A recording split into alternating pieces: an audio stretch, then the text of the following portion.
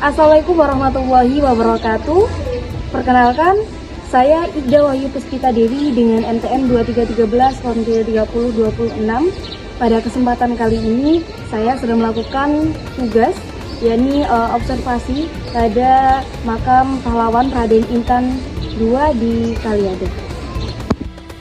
Jadi teman-teman, tempat ini merupakan salah satu tempat bersejarah penting yang dimana tempat peristirahatan terakhir dari makam Raden Intan yang berada di Provinsi Lampung. Raden Intan II dikenal sebagai salah satu pemimpin perjuangan pada masyarakat Lampung pada abad ke-19. Lalu beliau juga merupakan keturunan dari keluarga bangsawan darah putih yang meliputi yang berartikan berani, tegas, dan juga memiliki jiwa kepemimpinan yang sangat tinggi di Provinsi Lampung itu sendiri. Nah, teman-teman, makam Raden Intan II bukan hanya menjadi tempat pemakaman seorang tokoh bersejarah, tetapi juga menjadi simbol perjuangan dan semangat patriotisme masyarakat Lampung. Jadi teman-teman, perlawanan yang dipimpin oleh Raden Intan II itu bermula karena campur tangan Belanda. Karena Belanda terlalu ikut campur dalam adat dalam berkehidupan di masyarakat Lampung itu sendiri. Lalu teman-teman, pada masa Belanda masuk ke daerah Lampung karena melihat potensi di mana pertanian dan lahan-lahan yang bisa dikelola, yang bisa dimanfaatkan oleh bangsa Belanda sendiri, sehingga bangsa Belanda tertarik untuk menguasai wilayah Lampung. Maka dari itu, Raden Intan II melakukan perlawanannya dan juga menggerakkan masyarakat Lampung untuk melawan Belanda pada masa itu. Dalam perjuangannya, Raden Intan II menggunakan strategi perang gerilya dengan memanfaatkan kondisi alam Lampung yang masih dalam bentuk hutan dan juga perbukitan.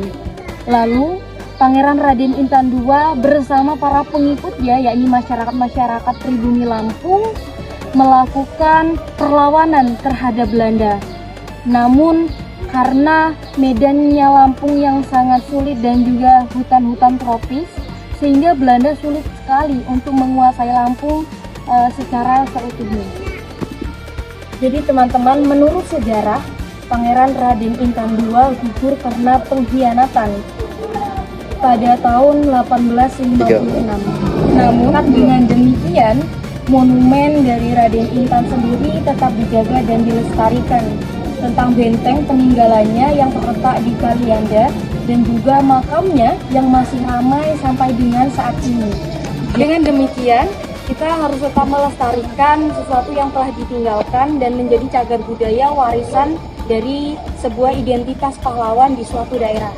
Maka dari itu, dengan selesainya tugas observasi saya pada hari ini, saya harap untuk kedepannya tetap terjaga dan tetap terlestarikan nilai sejarah dari suatu wilayah atau peninggalan-peninggalan bersejarah pada suatu daerah harus tetap kita jaga.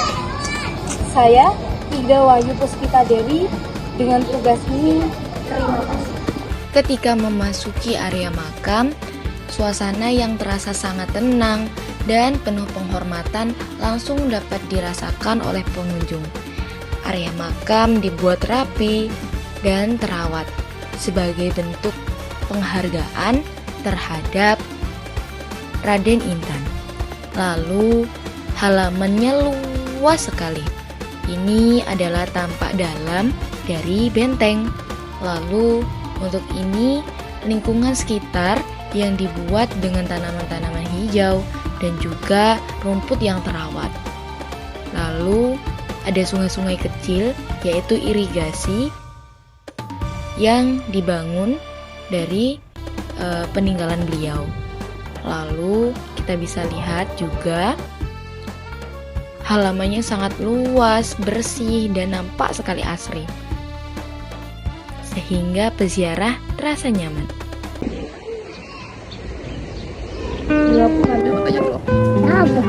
Ngomong cepat. Jangan dimakan. Cepet ngomong. Hai gitu. Ngomong dulu, namamu siapa? Kok kamu malu sih? Perasaan tadi kamu gak malu? Ya kan tadi foto. Ih, alah kamu modus kan? Kan difotoin sama kakaknya kamu kayak gitu, gak malu. Sekarang kamu malu? Ya aku gak malu. Terus apa? Ayo lagi. Lagi apa? Ngomong. Elo nama Tunaipan. Ya nama Hana.